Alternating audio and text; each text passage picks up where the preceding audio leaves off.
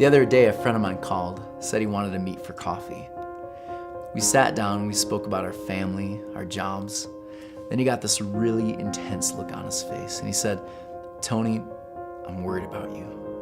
He went on to call me out, told me I've been wearing thin, not spending time with family, going through the motions. He said, "Tony, I'm telling you all this because I care. The direction you're heading is a painful one." Jesus is described in the letter to the community of Thyatira with flaming eyes that seem to penetrate into the innermost being of his people. His feet, they're described as bronze, reminding them that he is not only aware of them, but he is a God of stability. He's constant. He doesn't change in the midst of so much turmoil. It's a reminder that there is something firm to stand on when everything else seems off balance. God can bring stability. John goes on to note that on the surface, the community looks really good. They're active, they're full of love and faith for one another. However, like most of us who struggle and paint on plastic faces, happy expressions, there were things that were boiling at the surface. John paints a picture of the Old Testament prophetess Jezebel, a woman who brought the children of Israel, God's special people, into captivity, bondage, by luring them with this false promise that they would feel whole. She's the symbol of the conflict over worship. So let's look at the sin issue from just this worship standpoint. Sin is basically man at the center, self-centeredness. If we could somehow take away selfishness, we'd have the kingdom Jesus spoke about in its entirety here and now. Think about your own life.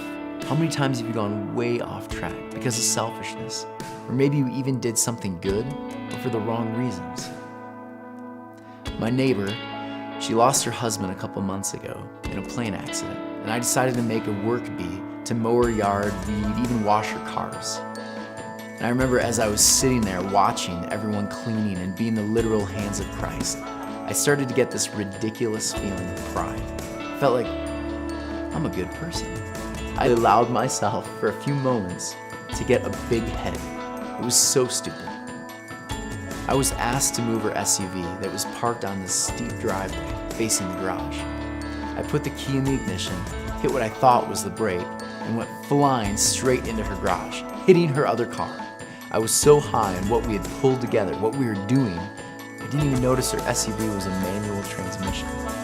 Surprisingly, there was no damage, and my neighbor possesses far more grace and humor than I've probably ever known. And here's the thing.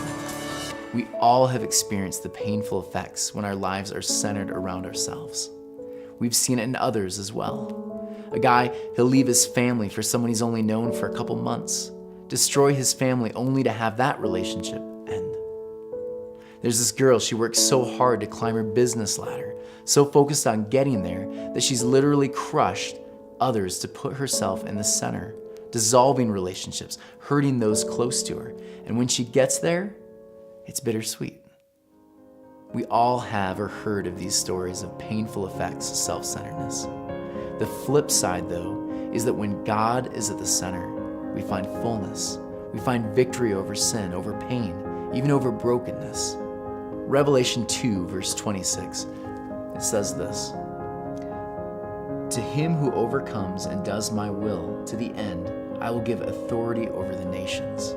Basically, overcomers, these people from Thyatira, they'll rule, they'll have authority to break cultural bounds. They'll destroy sin. They'll bring restoration to the world.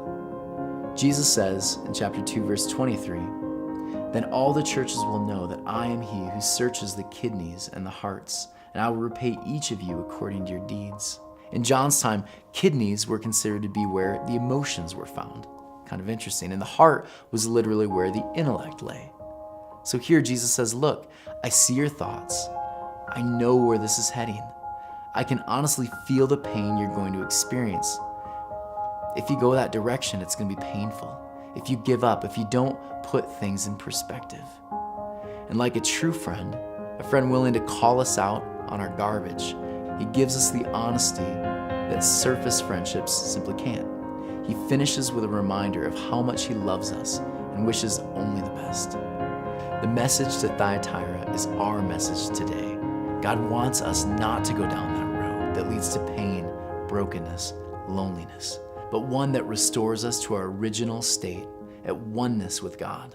God in the center, where His love and our brokenness create a beautiful redemption story.